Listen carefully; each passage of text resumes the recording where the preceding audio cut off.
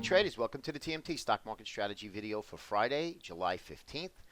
Markets really paused, really didn't do much of anything yesterday, but what I'm really looking for is next week. I'm really looking for clues so we could start building trades for next week. What to expect for next week? Well, when you look at the market as an overall index, right? We look at all four indexes, we look at all indicators, and we look to see where the market has been, right? So we're up now about 11 days, 11 out of 12 days, over 300 S&P points off the Brexit lows, which obviously is an insane move. Gap up every day, which there's plenty of gaps to be filled down below. I'll show that to you on a chart.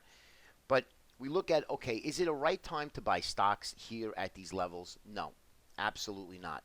So when I see that the markets are not giving me high probability trades, I would step back and I would wait for that opportunity. There's no reason to look to buy stocks because at any given moment, markets can reverse and start to sell off, and even in an intraday state. What do I look at? I'm looking at right now seasonality trends. If you take the overbought state of the market, I mean now extremely overbought in the short term, you take seasonality peak in the market, which right now markets have peaked this week, going into now to the most volatile time of the year of between now and October. There's a lot of weakness in the markets. Okay, and then you take the extreme sentiment of bullish sentiment, and I'll show that to you in the put-call ratio. You have to be very careful that it's almost evident that there's a stock market pullback.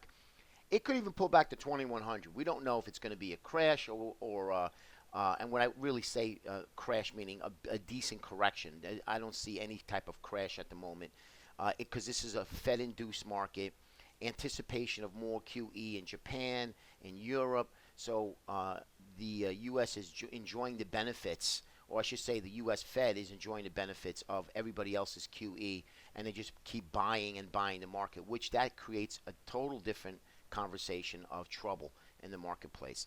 And I do believe the bigger correction, the bigger move, is going to be to the downside. Bigger move. And I believe we'll see that in 2016. Okay?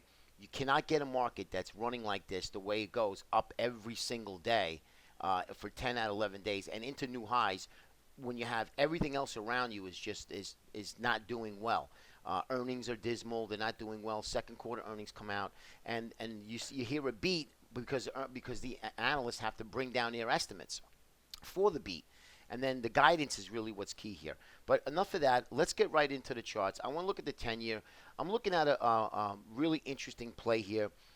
Rates started to rise last couple of days. You could see that here in the U.S. 10-year, 153. That's going to affect bonds, right? So bonds would be the ZB if you trade in the future, or TLT if you trade in the ETF. Now, TLT, I'm looking for any bounce to look to get short TLT, and again, just for retracement, because you really can't buck the trend as far as the Fed, because the Fed's going to prop up bonds and try to bring the yields as low as possible, right? Because they're buying bonds.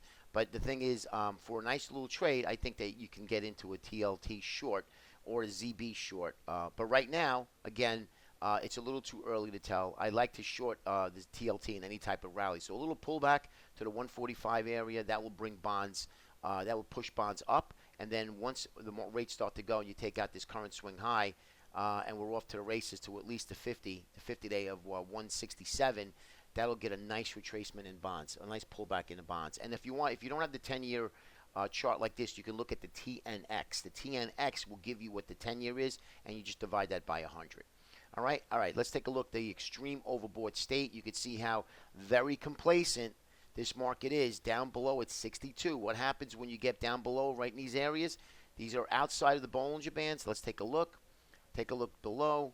You can see that we get market pullbacks as we get tops in place. Here you get a pullback. Here you get a nice pullback. Here you get a pullback. And then now here we're at these areas where we took out all of these highs, and now we're looking for a pullback going into the neutral state of the market in the put-call ratio. Okay, so extremely overbought. Sentiment is very high. Stocks above the 50-day moving average. Take a look. Back up here above 87. These are moves where we get anywhere above this area of 80. Stocks are now at 87% above the 50-day moving average. How much more room do you think this is going to go before we at least consolidate and pull back? Do not buy stocks up here for the longer term guys. For your longer term investors, do not buy stocks. VIX, just want to show you where the VIX is here now. VIX closed at, let me just get that real quick. VIX closed at 1282. Okay, just broke below the big area of support.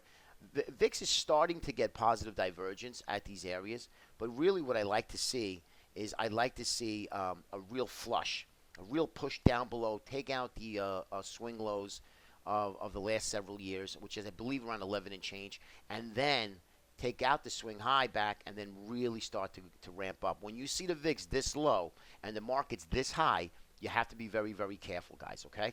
All right, let's take a look at the VXX. You see, I want to break down here. I want this thing to break down a little bit more. Big spike on volume, and then that's going to be our cue to start looking to buy the VXX. All right, so spiders, just want to show you where we are. A gap up every single day. Remember now, we had a 1 day a pullback. That's all we had is 1 day. So from the Brexit low, gap up, gap up, gap up, gap up, 1 day pullback, big move up, gap up, and every day is a gap up day. So every day, and you see these candles, most of the move has happened during the gap opening. Okay, at the opening print, most of the move has happened already. Very difficult to day trade for high probability trades here. Okay, 60-minute chart. Want to show you that we do have still a negative divergence. You can see here that our MACD is trending lower. We have our RSI rolling over here, and while market is moving up. So that's going to be my cue to start looking for, and your cue as well, to start looking for what? Sell triggers. Okay? IWM daily. IWM didn't do much of anything yesterday. Now, it did get above this area. The more it holds above this area of resistance, which is now support, it's going to be very positive for the IWM, okay? But let's see if it breaks back down here. You can see how a big move it had as well. Diamonds, same thing. If you look at these little tiny dots, this to me is not a big move. Even though it shows it on a daily chart, these little candles, these little doji candles, if you will, little spinning tops, this is not a big move, a powerful move. When I see big engulfing candles, at least half of the body, something like this tells me that there's definitely momentum in buying. Here, there's no buying because there's no selling. There's no volume. So you have to be very careful here, okay? Here's the diamonds, and last is going to be the Qs. Again, see what the Qs is doing now. It is a little bit more overbought than the other 5 indices I just showed you. So just use a little caution on the Qs. Again, keep an eye on that TLT for a trade as well. We'll put out some gold trades too as well. Once we see gold start to roll over, remember July is notorious for market sell-offs in gold, and then once gold will pull back to a decent area. 1304, break below 1304, you'll see 1280. 1280 in GC in the gold contract. That's going to be your cue to start looking to buy. I don't even know if it gets there, but let's see what happens in the next coming days. Have a great day, everybody.